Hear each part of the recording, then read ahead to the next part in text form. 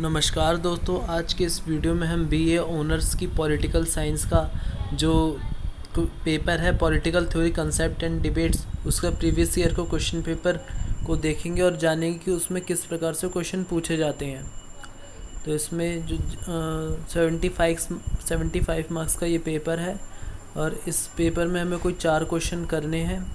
तो यहाँ से क्वेश्चन चालू होता है।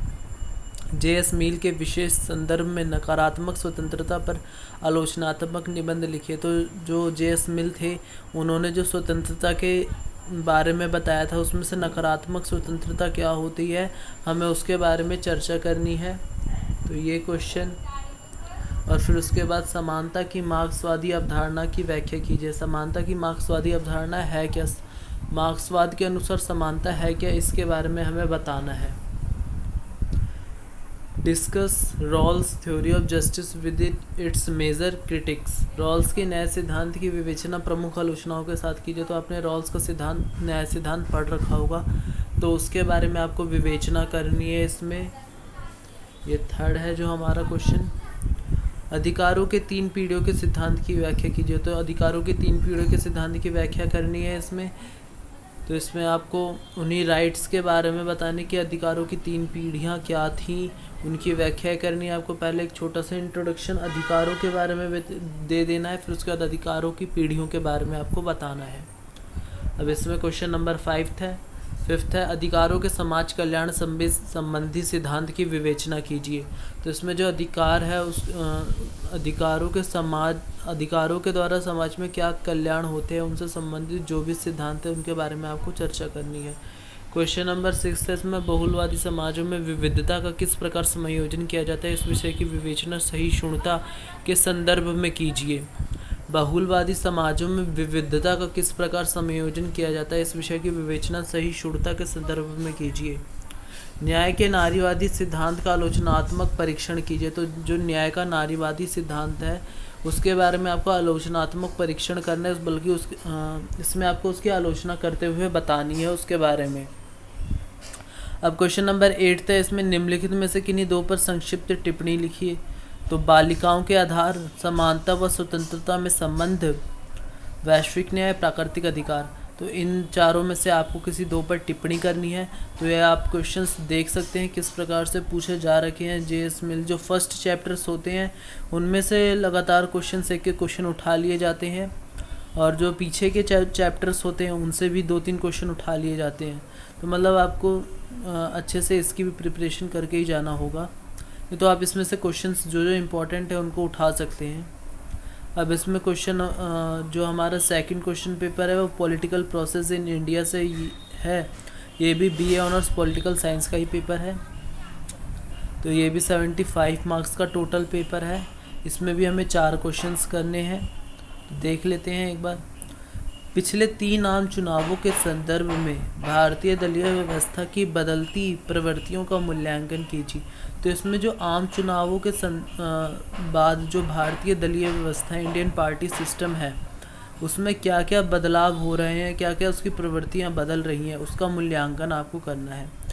क्वेश्चन नंबर 2 है, क्या आप समझते हैं कि राजनीति धर्म से तटस्थ है, इसके पक्ष में तर्क दीजिए। तो इसमें आपको बताना है कि राजनीति धर्म से तटस्थ होनी चाहिए, ये बात सही है, लेकिन है नहीं।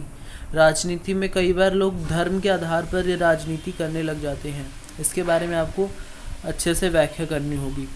क्वेश्चन नंबर 3 है इसमें हाल के चुनावों के आलोक में भारतीय राजनीति में मतदाता व्यवहार की बदलती हुई प्रवृत्तियों का विश्लेषण कीजिए। तो हाल के जो चुनाव हो रहे हैं उसमें भारतीय राजनीति में मतदाता का व्यवहार कैसे चेंज हो रहा है। जैसे कि पहले शिक्षित लोग नहीं थे, लेकिन आज का जो मतदाता है वो शिक्षित है।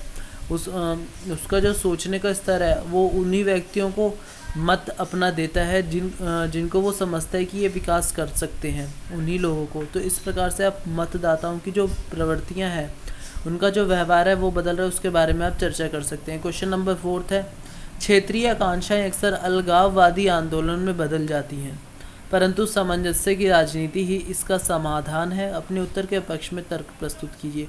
तो जो क्षेत्रीय आकांक्षाएं होती हैं, हर किसी को अपने क्षेत्र को आगे लेकर जाना होता है। उसी के कारण कई बार होता है क्या है कि अलगाववाद की स्थिति उत्पन्न हो जाती है।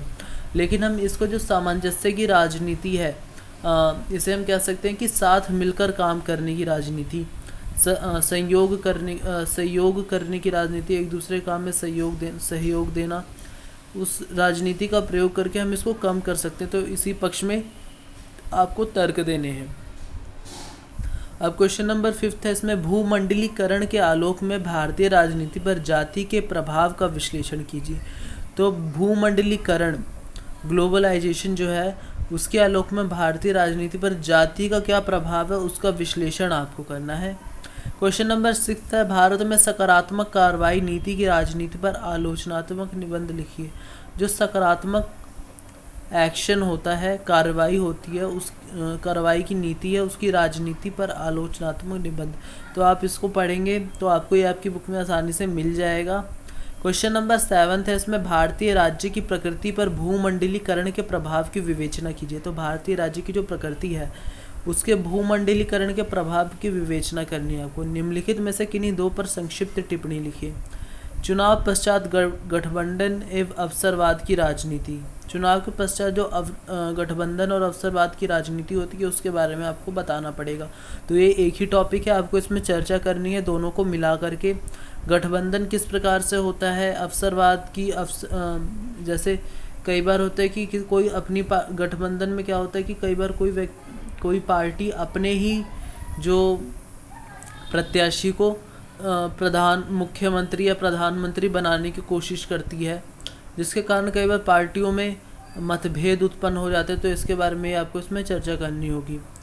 अब इसमें बी है, इसका जो महिला आरक्षण विधेयक की आवश्यकता की क्यों आवश्यकता है, इसकी क्या आवश्यकता है, इसके बारे में आपको इसमें चर्चा करनी होगी। भारत में दलित राजनीति के बारे में आपको बताना पड़ेगा। और कांग्रेस व्यवस्था का पतन, कांग्रेस व्यवस्था का आखिर पतन क्यों रहा है, तो आप इसमें 1947 के समय जो कांग्रेस की स्थिति थी, उसका उद्देश्य था, उसकी तुलना आज के समय में जो कांग्रेस का उद्देश्य है, कांग्रेस का जो स्वरूप है, उसकी चर्चा करेंगे तो ज़्यादा बेहतर रहेगा इस क्वेश्चन में। तो ये जो 2 क्वेश्चन थे वो उससे संबंधित थे। और फिर आने वाली वीडियोस में हम इससे संबंधित और भी क्वेश्चंस करेंगे, जिससे ये इजी हो जाएगा आपके लिए, आप इसे अच्छे से और समझ सकेंगे। धन्यवाद। अगर आपको हमारा ये वीडियो पसंद आया तो कृपया कर हमारे चैनल को लाइक करें और हमारी वीडियोस को लाइक करें, शेयर करें, जिसको ज़रूरत है उसके पास पहुंचाएं इसे, और हमारे चैनल को सब्सक्राइब करें। धन्यवाद।